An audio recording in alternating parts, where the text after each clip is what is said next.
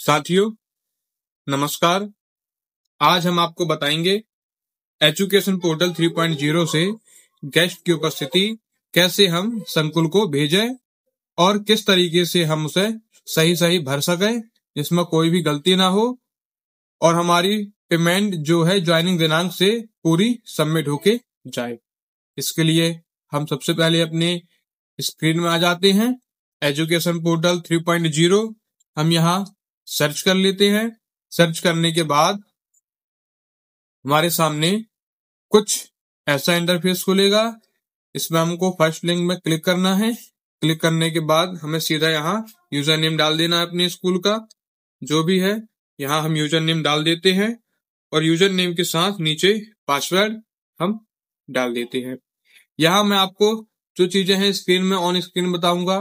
PDF और जो PDF बन के आती हैं पोर्टल में ज्वाइनिंग के लिए आपका उपस्थिति बनाने के लिए वो मैं नहीं दिखाऊंगा, जो है आपको ऑन स्क्रीन दिखाऊंगा। ठीक है, तो आप इसे समझिए। हम यहाँ जीएफएमएस पोर्टल में चले गए। यहाँ जाने के बाद हमें 4 ऑप्शन दिखाई देते हैं। चेंज पासवर्ड 5 हो गया। ठीक है, तो हमें यहाँ तीसरे नंबर में आ जाना है अटेंडेंस फाइनलाइज में। अटेंडेंस फाइनलाइज में आने के बाद हमें यहाँ क्लिक करना है। हमें वर्ग सिलेक्ट कर लेना है, किसी का भी वर्ग हो।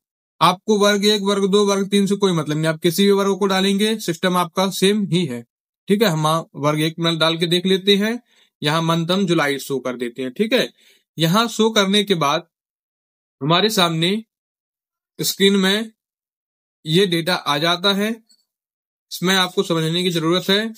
पहला, यहाँ संबंधित कर्मचारी का नाम दिया हुआ है, उनकी आईडी, उसके बाद उनके विद्यालय का नाम और डाइस कोड, वो किस वर्ग में है, किस पैनल में है, और अतिथि शिक्षक का जो माह जुलाई में है, कुल कार्य दिवस जो है वो 27 है, 27।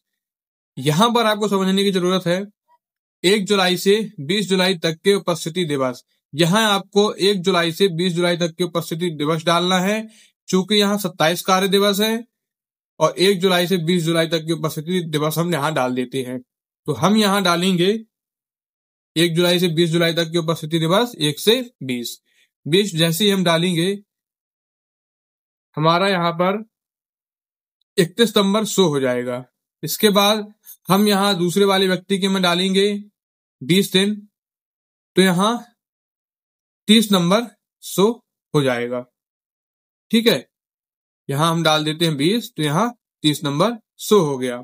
ये इसमें 31 इसलिए आ रहा है क्योंकि संबंधित कर्मचारी ये जो फर्स्ट में आपको दिख रहे हैं इनकी ज्वाइनिंग 1 जुलाई को ही हो गई है। 1 जुलाई को हो जाने के कारण इनके जो कार्य दिवस आ रहे हैं, कुल कार्य दिवस पूरे, वो 31 आ रहे हैं। इसमें समझना है आपको। और दूसरे वाले में हमने आपको करके दिखाया। हम भी यहाँ 27 में इनके 1 जुलाई से 20 जुलाई तक के 20 दिन उपस्थिति के डाल रहे हैं। इनके यहाँ पर 30 दिन आ रहे हैं। 30 दिन इसलिए आ रहे हैं क्योंकि इनकी जो उपस्थिति ज्वाइनिंग की हुई थी वो 2 तारीख को हुई थी। तो 2 तारीख को होने के कारण इनका 1 दिन यहाँ पर माइनस हो गया। अब वो 1 दिन माइनस होने के कारण इनकी उपस्थिति जो दिख रही है वो 30 दिन की दिख रही है। ठीक है, यहां तक आपने समझ लिया। यहाँ के बाद हम ई अटेंडेंस देख लेते हैं। तो 20 जुलाई के बाद ई अटेंडेंस इनकी लगी हुई है 10 तारीख तक की, 10 दिन की। इनमें 1 रविवार ऐड है।